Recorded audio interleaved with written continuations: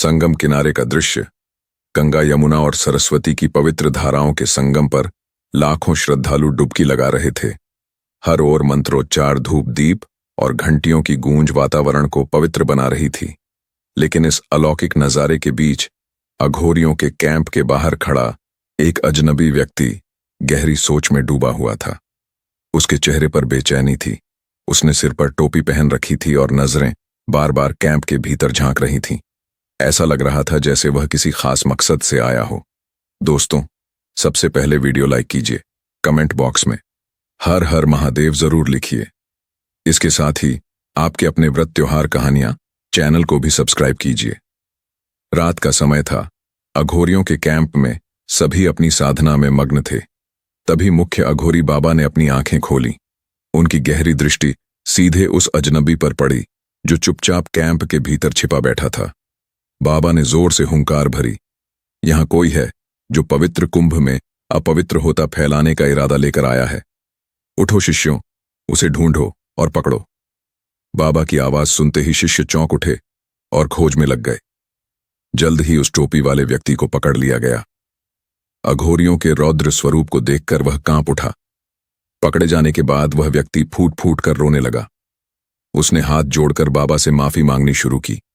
उसने बताया कि वह यहां किसी गुप्त कारण से भेजा गया था, लेकिन उसकी मंशा किसी को नुकसान पहुंचाने की नहीं थी। उसकी आंखों से आंसू झरझर बह रहे थे। अघोरी बाबा ने गहरी नजरों से उसकी बात सुनी। वहां खड़े लोगों की आंखें भी नम हो गईं। लेकिन तभी बाबा ने अपने त्रिनेत्र को खोलते हुए कुछ ऐसा कहा जिससे वहां खड़े सभी लोग हतप्रभ रह गए। बाबा ने चिल्लाकर कहा, तुम्हारा असली उद्देश्य कुछ और है। तुम यहां सिर्फ इस कैंप को अपवित्र करने नहीं, बल्कि संगम के पवित्र जल में विष डालने आए हो। तुम्हारा भेजने वाला वह शख्स है जो इस महाकुंभ को कलंकित करना चाहता है। यह सुनते ही वह व्यक्ति घुटनों के बल गिर पड़ा। बाबा ने अपने शिष्यों को इशारा किया और कहा, इसे पुलिस को सौंपो, अब भी छिपा है। वह कौन है और उसके इरादे क्या हैं? इस रहस्य से पर्दा जल्द उठेगा। इतना कहकर बाबा ने अपनी साधना में वापस लौट गए। रात गहरी हो चुकी थी। महाकुंभ का विशाल परिसर धीरे धीरे सन्नाटे में डूब रहा था। कहीं दूर किसी तंबू में गंगा की आरती के स्वर हल्के हल्के गूंज रहे थे। ठंडी हवा में धूप और चंदन की महक थी। लेकिन अघोरियों के कैंप में एक अजीब सा तनाव महसूस हो रहा था। शिष्य बाबा के चारों ओर घेरा बनाकर बैठे थे। बाबा ने आंखें मूंद रखी थीं। अचानक बाबा ने धीरे से कहा, यह शांति भंग होने वाली है। संगम का पवित्र जल संकट में है। इस युद्ध के पीछे की असल कड़ी को पहचानने का समय आ गया है। उनकी यह बात सुनकर शिष्यों के चेहरे पर चिंता की लकीरें खींच गईं। उन्होंने पूछा, बाबा, क्या हम असफल हो गए हैं? बाबा ने आंखें खोलकर कहा, हमारा काम अभी शुरू हुआ है। अचानक अघोरियों के कैंप के पास स्थित एक छोटे तंबू से चीख की आवाज आई। बाबा के शिष्य तुरंत उस दिशा में भागे। वहां पहुंचे तो देखा कि तंबू का एक कोना जल रहा था और अंदर एक साधु बेसुध पड़ा था। उसकी कलाई पर अजीब से निशान थे, जैसे किसी ने गर्म लोहे से उसे जलाया हो। साधु ने बेहोशी की हालत में बुदबुदा हुए कहा, वह आ गया है, वह आ गया है, रुक जाओ, उसे मत रोको। यह सुनकर शिष्य सहर उठे। किसकी बात कर रहा था वह साधु? बाबा ने पास आकर उसकी कलाई पर बने निशान देखे। वह गहरे ध्यान में चले गए और बोले, यह निशान उस शैतानी तंत्र के हैं।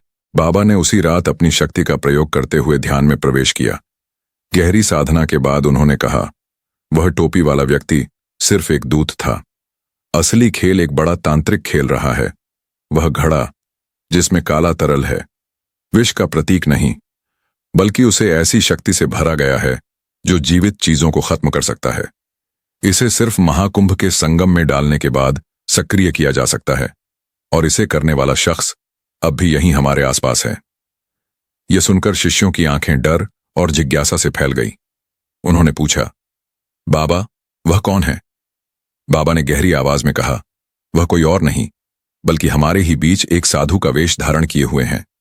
उसने संगम की पवित्रता को अपने शैतानी तंत्र के लिए निशाना बनाया है। सिर्फ इतना कहकर बाबा ने आंखें मूंद लीं और बोले, उसका पर्दाफाश करने का समय आ गया है। कल भोर के समय जब महाकुंभ का सबसे बड़ा स्नान होगा, तब वह अपने असली रूप में आएगा। लेकिन ध्यान रखना, यह लड़ाई आसान नहीं होगी। सभी शिष्य सन्न रह गए। कौन हो सकता है वह? क्या वह सचमुच उनके बीच कोई साधु था या यह किसी साजिश का हिस्सा था? अगले दिन भोर में क्या होगा?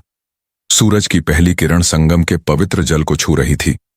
चारों ओर हर हर गंगे के स्वर गूंज रहे थे। लाखों श्रद्धालु स्नान के लिए उमड़ रहे थे, लेकिन अघोरियों के शिविर में सब कुछ सामान्य नहीं था। बाबा शिवक और उनके शिष्य रात भर जागे थे। बाबा की आंखों में चिंता का सागर था। उन्होंने ध्यानस्थ मुद्रा में कहा, आज की भोर निर्णायक है। यह कुंभ का सबसे पवित्र दिन है, लेकिन इसी दिन अपवित्र का विष इस जल में घुलने का प्रयास किया जाएगा। शिष्य रुद्र ने बाबा के चरण पकड़ते हुए कहा, बाबा, संगम को बचाने के लिए हमें क्या करना होगा? बाबा ने गंभीर स्वर में कहा, तुम्हें अपने जीवन की आहुति देने के लिए तैयार रहना होगा। जो यह युद्ध करेगा उसे मृत्यु का भय त्यागना होगा। यह सुनकर रुद्र और बाकी शिष्य भावुक हो गए। उनके चेहरे पर भय और आस्था का मिश्रण साफ झलक रहा था। जैसे ही महाकुंभ का बड़ा स्नान शुरू हुआ, संगम पर अपार भीड़ जमा हो गई। दूर से देखने पर सब कुछ सामान्य लग रहा था, लेकिन अघोरी बाबा की दृष्टि उस भीड़ में किसी खास व्यक्ति को तलाश रही थी। तभी अचानक संगम के तट पर खड़ा एक व्यक्ति, जो साधु के वेश में था, अपनी जगह से हिला और गंगा के जल की ओर बढ़ा। बाबा ने तुरंत अपने शिष्यों को चेताया, वह वहीं है, उसे रोकना होगा। शिष्य उस व्यक्ति की ओर दौड़े, लेकिन जैसे ही वे उसके करीब पहुंचे, उसने एक विचित्र माला को हवा में फेंका। माला से गाढ़ा काला धुआं निकला, जिसने शिष्यों को अपनी जगह जड़ कर दिया। शिष्य चीखने लगे, लेकिन उनकी आवाज जैसे किसी अदृश्य शक्ति ने दबा दी हो। बाबा ने अपनी त्रिशूल उठाई और जोर से हुंकार भरी। काला धुआं तुरंत उठ गया, लेकिन वह व्यक्ति कहीं गायब हो चुका था। उसी समय संगम के किनारे एक महिला फूट फूट कर रोने लगी। उसने बाबा के पास आकर कहा, बाबा, मैंने उसे देखा था। वह मेरे बेटे की ओर बढ़ा और उसकी आत्मा को खींचकर अपने घड़े में बंद कर लिया। मेरे बेटे की सिर्फ देह बची है, लेकिन उसकी आत्मा चली गई। कृपा करके मेरी मदद कीजिए। बाबा ने उस महिला की तरफ देखा। उसकी आंखों से आंसू बह रहे थे और उसका दर्द ऐसा था जिसे महसूस किया जा सकता था। बाबा ने उस बच्चे को देखा जो निर्जीव की तरह जमीन पर पड़ा था। बाबा ने धीरे से कहा, इस बच्चे की आत्मा को बचाने के लिए हमें उस तांत्रिक को रोकना होगा, लेकिन यह आसान नहीं होगा। बाबा ने ध्यान करते हुए उस तांत्रिक की लोकेशन का पता लगाया। आपकी उनकी दृष्टि में एक गुफा उभरी जो संगम से कुछ ही दूरी पर थी। बाबा ने अपने शिष्यों से कहा, वह गुफा ही इस सारे तंत्र का केंद्र है। वहीं से उसने संगम के जल को अपवित्र करने का प्रयास किया है। हमें तुरंत वहां जाना होगा। बाबा और उनके शिष्य जब गुफा पहुंचे तो अंदर का दृश्य बेहद भयावह था। वहां हड्डियों का ढेर लगा था। दीवारों पर विचित्र मंत्र लिखे हुए थे। गुफा के बीचों बीच एक काला घड़ा रखा था जिसमें अजीब सी हलचल हो रही थी। तभी तांत्रिक वहां प्रकट हुआ। उसने बाबा को देखते ही ठहाका लगाया और कहा, तुम मुझे रोकने आए हो, लेकिन यह असंभव है। यह घड़ा सिर्फ जल को अपवित्र नहीं करेगा, बल्कि इसे संसार की सबसे घातक शक्ति बना देगा। बाबा ने त्रिशूल उठाकर कहा, यह कुंभ, यह संगम और यह पवित्रता सनातन धर्म की रक्षा के लिए है। तुम्हारा तंत्र मंत्र यहां सफल नहीं होगा बाबा। और तांत्रिक के बीच भीषण तांत्रिक युद्ध शुरू हो गया। गुफा थरथरा आने लगी। बाबा का त्रिशूल और तांत्रिक की शक्ति एक दूसरे से टकरा रही थी। तभी तांत्रिक ने एक भयानक रहस्य का खुलासा किया। उसने कहा, बाबा, तुम यह समझ रहे हो कि मैं यह सब अकेला कर रहा हूं, लेकिन मेरे पीछे एक ऐसी शक्ति है जो तुम्हारे सोच से परे है। दोस्तों, सबसे पहले वीडियो लाइक कीजिए, कमेंट बॉक्स में हर हर महादेव जरूर लिखिए। इसके साथ ही आपके अपने व्रत त्योहार कहानियां चैनल को भी सब्सक्राइब कीजिए। बाबा ने गुस्से में पूछा, कौन है वह शक्ति? तांत्रिक मुस्कुराया और बोला, वह शक्ति यही है। तुम्हारे सबसे करीब उसे पहचानना तुम्हारे लिए असंभव है। तभी गुफा के बाहर से किसी ने बाबा को आवाज दी। वह आवाज सुनकर बाबा के चेहरे पर गहरा आघात हुआ। वह किसी ऐसे व्यक्ति की आवाज थी जिसे बाबा ने अपने सबसे बड़े भक्त के रूप में जाना था। संगम की ठंडी लहरें धीरे धीरे किनारे को चूम रही थी। सूरज की पहली किरणें जल पर पड़कर स्वर्णिम आभा बिखेर रही थीं, लेकिन अघोरियों के शिविर में गहरा सन्नाटा था। बाबा शिवक त्रिशूल थामे गुफा के द्वार पर खड़े थे। उनकी आंखों में क्रोध और चिंता का संगम था। पास खड़े उनके शिष्य भयभीत थे। रुद्र ने कांपते हुए कहा, बाबा, गुफा के भीतर जो शक्ति है वह हमारे समझ से परे है। क्या हम इस युद्ध को जीत पाएंगे? बाबा ने गहरी सांस ली और बोले, यह सिर्फ शक्ति की लड़ाई नहीं, यह धर्म और अधर्म की पराकाष्ठा है। जो आत्मा सत्य के लिए समर्पित होती है उसे कोई शक्ति नहीं हरा सकती। उनकी यह बातें सुनकर शिष्य भावुक हो उठे। वे जानते थे कि यह संघर्ष किसी साधारण तांत्रिक से नहीं, बल्कि एक ऐसे शत्रु से है जिसने पूरे महाकुंभ को अपने दुष्चक्र में फंसाने की योजना बनाई थी। गुफा में प्रवेश करते ही वातावरण बदल गया। हवा ठंडी और भारी हो गई। चारों ओर अजीब सी गूंज थी, जैसे हजारों आत्माएं रो रही हों। गुफा की दीवारों पर तंत्र मंत्र के चिन्ह चमक रहे थे। गुफा के केंद्र में काला घड़ा रखा था और उसके पास वही तांत्रिक खड़ा था। तांत्रिक ने जोर से ठहाका लगाते हुए कहा, बाबा शिवक, तुम्हें यहां आने की हिम्मत हुई, लेकिन अब यह तुम्हारा अंत है। इस घड़े में संगम का पवित्र जल डालते ही यह शक्ति पूरे संसार को नष्ट कर देगी और तुम इसे रोक नहीं सकते। बाबा ने त्रिशूल उठाया और गरजते हुए कहा, धर्म की रक्षा के लिए महादेव स्वयं हमारे साथ हैं। तेरा यह तंत्र अब समाप्त होगा। तभी तांत्रिक ने अपने हाथ से एक काला धुआं छोड़ा, जिसने पूरे गुफा को ढक लिया। बाबा और शिष्य अपनी जगह जड़ हो गए। धुएं के भीतर से तांत्रिक की हंसी गूंज रही थी। धुएं के बीच से एक और आवाज सुनाई दी। यह आवाज बाबा के सबसे प्रिय शिष्य रुद्र की थी। उसने कराहते हुए कहा, बाबा, मुझे बचाइए, वह मेरी आत्मा खींच रहा है। बाबा ने अपनी पूरी शक्ति लगाकर उस धुएं को हटाने का प्रयास किया, लेकिन हर बार वह और गहरा होता गया। रुद्र की चीखें बाबा के दिल को चीर रही थीं। वह अपने हाथ जोड़कर बोले, हे महादेव, यह बालक धर्म के लिए समर्पित है, इसे बचा लो। तभी रुद्र का शरीर जमीन पर गिर पड़ा। उसकी आंखें बंद थीं और वह पूरी तरह निष्प्रभ रहा था। बाबा के आंसू बहने लगे। उन्होंने कहा, रुद्र, यह बलिदान व्यर्थ नहीं जाएगा। मैं तुम्हारी आत्मा को वापस लाऊंगा। तभी गुफा के प्रवेश द्वार पर एक और छवि प्रकट हुई। यह छवि किसी और की नहीं, बल्कि बाबा के सबसे पुराने शिष्य भैरव की थी। बाबा यह देखकर स्तब्ध रह गए। भैरव ने बाबा की ओर देखते हुए कहा, बाबा, क्या आप मुझे पहचानते हैं? बाबा ने कांपते स्वर में कहा, भैरव, तुम यहां कैसे? तुम तो वर्षों पहले तपस्या करने हिमालय गए थे। भैरव मुस्कुराया और बोला, हां बाबा, लेकिन मैं अब आपके खिलाफ हूं। मैं इस तांत्रिक का सहयोगी हूं। मेरे गुरु, आपने मुझे हमेशा पीछे रखा, लेकिन अब मैं सबसे बड़ा बनूंगा। यह घड़ा मेरी योजना का हिस्सा है। यह सुनते ही बाबा के चेहरे पर क्रोध और दुख का सागर उमड़ पड़ा। उन्होंने कहा, भैरव, तुम्हारा यह मार्ग तुम्हें विनाश की ओर ले जाएगा। अब मैं तुम्हें रोकने के लिए जो भी करना पड़े करूंगा। तांत्रिक और भैरव ने मिलकर बाबा और उनके शिष्यों को जाल में फंसाने की कोशिश की। गुफा के भीतर अजीब सी शक्ति उठने लगी। बाबा ने अपने त्रिशूल को उठाया और गुफा की दीवारों पर बने तंत्र मंत्र को नष्ट करना शुरू किया। तभी तांत्रिक ने कहा, तुम्हारा त्रिशूल इस शक्ति को नहीं रोक सकता। इसे रोकने के लिए तुम्हें अपने सबसे प्रिय व्यक्ति का बलिदान देना होगा। बाबा ने स्तब्ध होकर पूछा, कौन है वह प्रिय व्यक्ति? तांत्रिक ने ठहाका लगाते हुए कहा, वह अब भी इस गुफा में मौजूद है। गुफा का वातावरण और भयावह हो गया। बाबा के मन में सवाल गूंजने लगे। कौन था वह प्रिय व्यक्ति? क्या उन्हें अपने किसी शिष्य का बलिदान देना पड़ेगा? और क्या वह इस दुष्चक्र को समय रहते रोक पाएंगे? संगम के पवित्र जल पर भोर की सुनहरी किरणें पड़ने लगी थीं। स्नान कर रहे श्रद्धालु हर हर गंगे के मंत्रोच्चार में लीन थे, लेकिन अघोरियों के शिविर में गहरी बेचैनी का माहौल था। रुद्र का निर्जीव शरीर अब तक जमीन पर पड़ा था। बाबा शिवक उसके पास खड़े थे। आंखों से आंसू बह रहे थे। उन्होंने अपने शिष्य को छाती से लगाते हुए कहा, रुद्र, तुम मेरे सबसे प्रिय शिष्य थे। तुम्हारा यह बलिदान व्यर्थ नहीं जाएगा। मैं तुम्हारी आत्मा को वापस लाऊंगा, चाहे मुझे इसके लिए किसी भी शक्ति से लड़ना पड़े।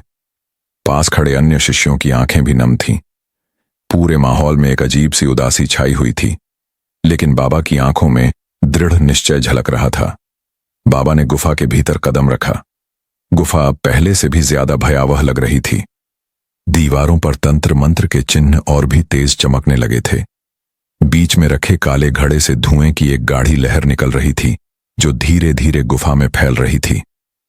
बाबा ने महसूस किया कि यह धुआं उनके शिष्यों की आत्माओं को खींचने का प्रयास कर रहा था। तभी गुफा के कोने से जोरदार ठहाके की आवाज आई।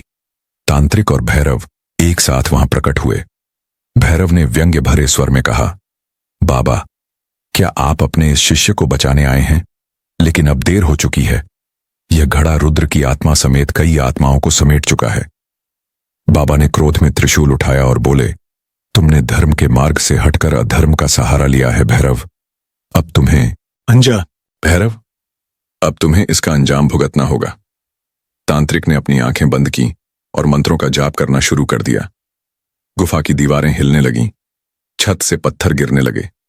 शिष्य भय होकर बाबा की ओर देखने लगे, लेकिन बाबा स्थिर खड़े रहे। तांत्रिक ने काले घड़े की ओर इशारा किया। घड़े से एक आकृति निकलने लगी। यह आकृति रुद्र की आत्मा थी। वह हवा में लटकी हुई थी, जैसे किसी अदृश्य डोर से बंधी हो। उसकी आंखें खाली थीं, लेकिन उसके चेहरे पर दर्द साफ झलक रहा था। बाबा ने व्याकुल होकर कहा, रुद्र, मैं तुम्हें इस बंधन से मुक्त करूंगा। तांत्रिक ने ठहाका लगाया और कहा, यह संभव नहीं है बाबा। उसकी आत्मा अब इस घड़े का हिस्सा बन चुकी है। अगर तुमने इसे छूने की कोशिश की तो यह घड़ा फट जाएगा और संगम का पवित्र जल हमेशा के लिए अपवित्र हो जाएगा। बाबा की आंखों से आंसू बहने लगे। उन्होंने हाथ जोड़कर महादेव से प्रार्थना की, हे भोलेनाथ, मुझे शक्ति दो। मैं अपने शिष्य और इस पवित्र संगम को बचाना चाहता हूं। यह दृश्य देखकर गुफा में खड़े शिष्य भी रोने लगे। तभी गुफा के भीतर अचानक एक चमकदार रोशनी फैल गई। यह रोशनी बाबा के त्रिशूल से निकल रही थी। बाबा ने अपनी आंखें बंद करके त्रिशूल को हवा में घुमाया। त्रिशूल से एक दिव्य शक्ति प्रकट हुई, जिसने घड़े के चारों ओर एक रक्षा चक्र बना दिया। भैरव यह देखकर चौंक गया। उसने तांत्रिक से कहा, यह शक्ति तुम्हारे तंत्र से ज्यादा मजबूत है। हमें कुछ करना होगा। तांत्रिक ने अपनी पूरी शक्ति लगाई, लेकिन वह शक्ति को रोक नहीं पाया। बाबा ने जोर से कहा, सत्य की शक्ति के सामने अधर्म टिक नहीं सकता। जैसे ही उन्होंने त्रिशूल से एक और प्रहार किया, घड़ा टूटने लगा। लेकिन जैसे ही घड़ा टूटने वाला था, तांत्रिक ने चिल्लाकर कहा, बाबा, अगर यह घड़ा टूटा तो इस गुफा में मौजूद हर आत्मा नष्ट हो जाएगी और तुम्हें अपने प्रिय व्यक्ति को खोना पड़ेगा। बाबा ने स्तब्ध होकर पूछा, कौन है वह प्रिय व्यक्ति?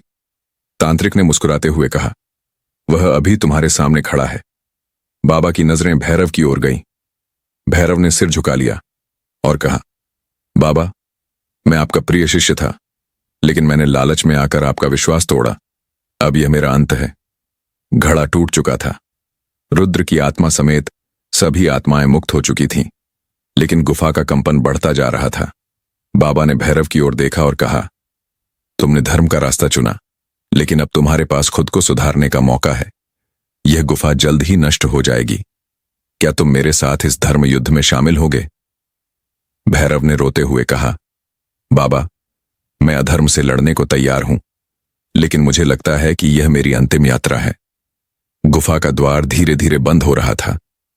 बाबा और उनके शिष्य बाहर निकल गए, लेकिन भैरव ने खुद को भीतर ही रोक लिया। उसने गुफा को अपने तंत्र से नियंत्रित करने की कोशिश की ताकि अन्य आत्माओं को मुक्त किया जा सके। गुफा के बाहर खड़े बाबा ने चिल्लाकर कहा, भैरव, यह तुम्हारा बलिदान व्यर्थ नहीं जाएगा। लेकिन गुफा के अंदर से सिर्फ सन्नाटा सुनाई दिया। संगम के किनारे गंगा की लहरें धीमी गति से बह रही थीं, जैसे वह भी इस युद्ध की समाप्ति की प्रतीक्षा कर रही हो। महाकुंभ के पवित्र आयोजन का अंतिम दिन था, लेकिन अघोरियों के शिविर में अब भी एक गहरी उदासी का साया छाया हुआ था। बाबा शिवक गंगा की ओर देखते हुए बोले, महाकुंभ की रक्षा के लिए भैरव ने अपने प्राणों की आहुति दी। उसने अपने जीवन के अंत में धर्म का साथ दिया, लेकिन उसकी मृत्यु मेरे हृदय पर एक गहरा घाव छोड़ गई है। शिष्य रुद्र, जो अब पूरी तरह स्वस्थ था, बाबा के पास आकर बोला, बाबा, भैरव ने हमें बचाने के लिए खुद को बलिदान किया। क्या हम उसकी आत्मा को मुक्ति नहीं दिला सकते? बाबा ने उसकी ओर देखते हुए कहा, भैरव की आत्मा अब भी गुफा के अंदर फंसी हुई है। हमें उसे मुक्त करना होगा। यह हमारी अंतिम परीक्षा है। बाबा और उनके शिष्य गुफा की ओर बढ़े। गुफा अब भी टूटे हुए घड़े के टुकड़ों और तंत्र मंत्र के निशानों से भरी हुई थी। लेकिन अब वहां अजीब सी शांति थी, जो और भी डरावनी लग रही थी। जैसे ही बाबा गुफा के अंदर पहुंचे, एक गूंजती हुई आवाज सुनाई दी। यह आवाज तांत्रिक की थी, जो अपनी मृत्यु के बाद भी किसी शक्ति का हिस्सा बन चुकी थी।